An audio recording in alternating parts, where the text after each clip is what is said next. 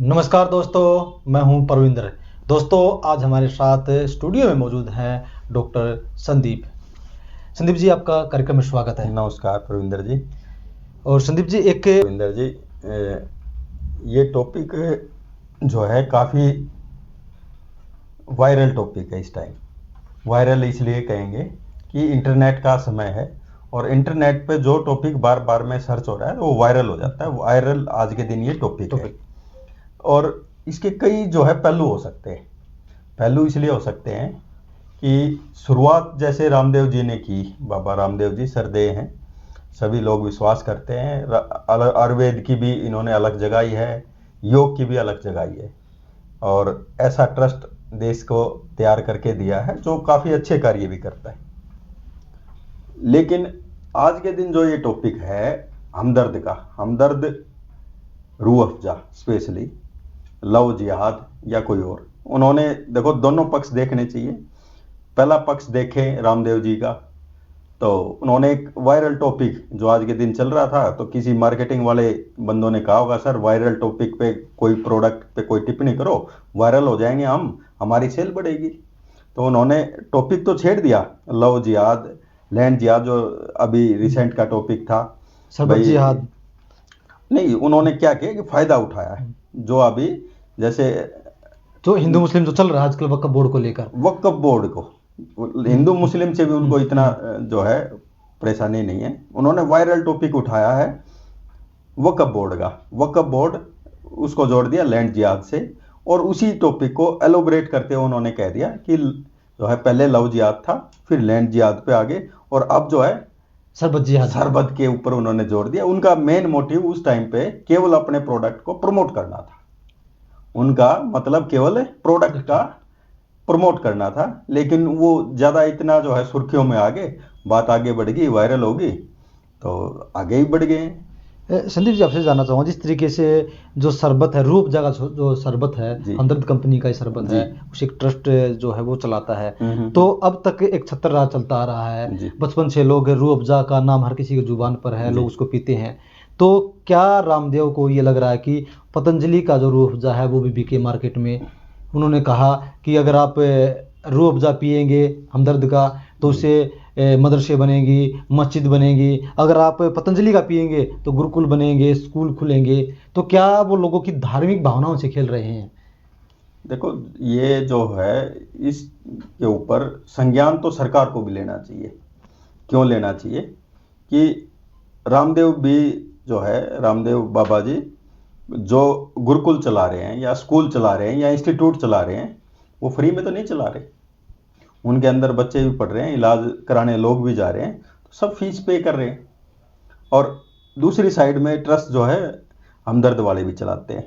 वो चाहे भाई उनकी कम्युनिटी स्पेशल के लिए लगा लो कि वो गुरुकुल के बजाय मदरसे हम सपोर्ट करते हैं, या कोई और धर्म के काम में लेते होंगे, या अपने जो उन्होंने पर्सनल ट्रस्ट बना रखा है कुछ और भी काम लेते होंगे। वो तो उनकी ट्रस्ट का जो फाइल है, उनकी सीए की जो रिपोर्ट आती है उसके अंदर फाइनल हो पाएगा, देखा जाएगा कि क्या क्या वो चीज़ें सपोर्ट करते हैं। या कोई और सोशल, जैसे सीएसआर फंड है हर एक कंपनी का, तो सीएसआर फंड कहाँ पे यूज कर रहे हैं वो सारी चीज़ें बाद में देखने के लिए होती है कि भाई कहाँ कहाँ यूज कर सकते हैं।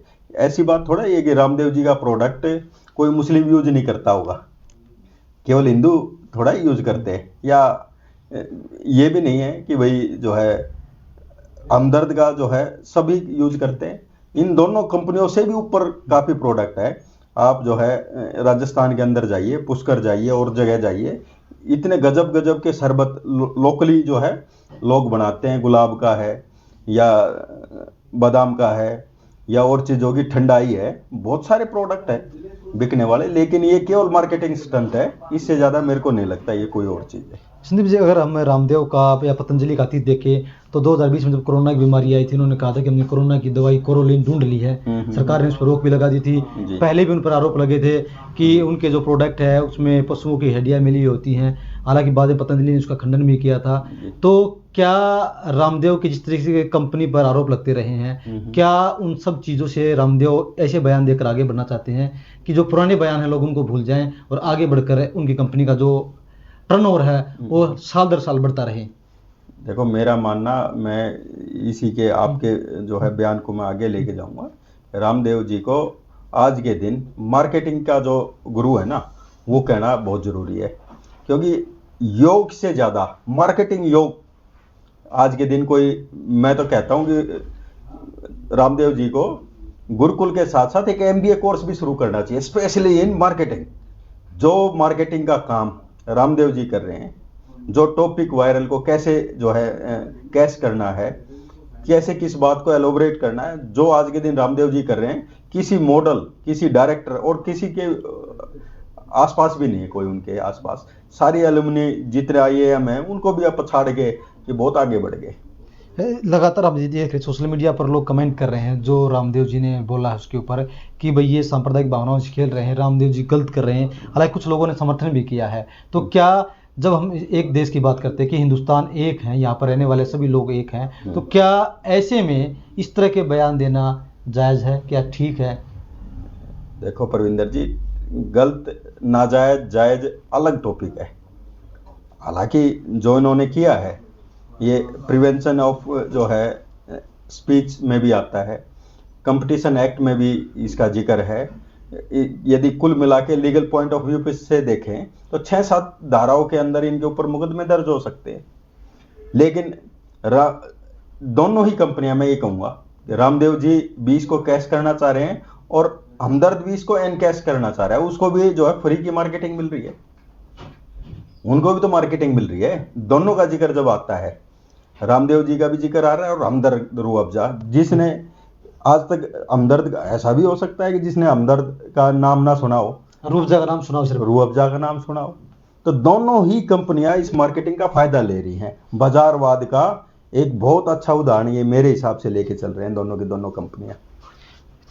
संदीप जी, क्या जब कोई भी कंपनी है, क्या उनको ऐसे बयानों से बचना चाहिए कि जिससे धार्मिक भावनाएं आहत होती हों? हालांकि अब रामदेव ने सफाई जरूर दी है, उन्होंने कहा कि मैंने ऐसा कुछ नहीं कहा, लेकिन अगर हम उनका वीडियो सुनते हैं तो साफ तौर से उन्होंने कहा है कि लव जिहाद, वोट जिहाद और ऐसे ही जो है शरबत जिहाद। लेकिन अब वो अपनी बातों से मुकर रहे, सफाई भी दे रहे हैं। तो क्या अब उन्हें इस बात का एहसास हो रहा है कि आपने जो बोला है वो गलत है और आपके खिलाफ जो कानूनी कार्रवाई भी हो सकती है? देखो, मेरे को नहीं लगता है कि रामदेव जी इतनी जल्दी जो है किसी टॉपिक से पीछे हटेंगे। और ये प्रविंदर जी, आप जो है लिखवा के ले लीजिए, ये केवल मार्केटिंग स्टंट है, इससे ज़्यादा कुछ नहीं। ज़्यादा कुछ दिक्कत आएगी आगे तो लिखित में भी माफ़ी दे देंगे, लिख के हमदर्द से कह देंगे भाई मेरा ये भावनाएं आपकी याद करने का कोई ऐसा विचार नहीं था, आखिरी में रिटर्न में जो है माफीनामा दे देंगे। इससे ज़्यादा कुछ होने वाला भी नहीं है। मार्केटिंग स्ट्रेटजी है, उन्होंने भी एनकैश की, इन्होंने भी एनकैश की। लोगों ने जिसको पसंद करना है, केवल इस मार्केटिंग से हो सकता है कि एक बार को कोई परिवार एक बार बोतल ले आए रामदेव जी की, ना अच्छी लगेगी तो वो रूह अफ़ज़ा में दोबारा आ जाएंगे, या बेटर टेस्ट होगा तो वो बराबर लेके चलेंगे। तो इससे मेरे ख्याल से कोई ज़्यादा इतना बड़ा प्रभाव पड़ता नहीं। लेकिन ये मीडिया के अंदर पूरा छाया हुआ टॉपिक है आज के अंदर। तो चलिए दोस्तों, कहीं ना कहीं रामदेव ने जो बयान दिया है वो कहीं ना कहीं ऐसा लग रहा है कि उन्होंने अपनी कंपनी का नाम फैलाने के लिए इस समय जो मामला चला हुआ है उस मामले को पकड़ने के लिए और किस तरीके से मार्केटिंग अपने प्रोडक्ट की जाए, ये जरूर हो सकता है। लेकिन रामदेव की थ्योरी क्या है उसे कोई नहीं समझ सकता। संदीप जी, हमसे बातचीत करने के लिए आपका बहुत बहुत धन्यवाद। बहुत बहुत धन्यवाद परविंदर जी।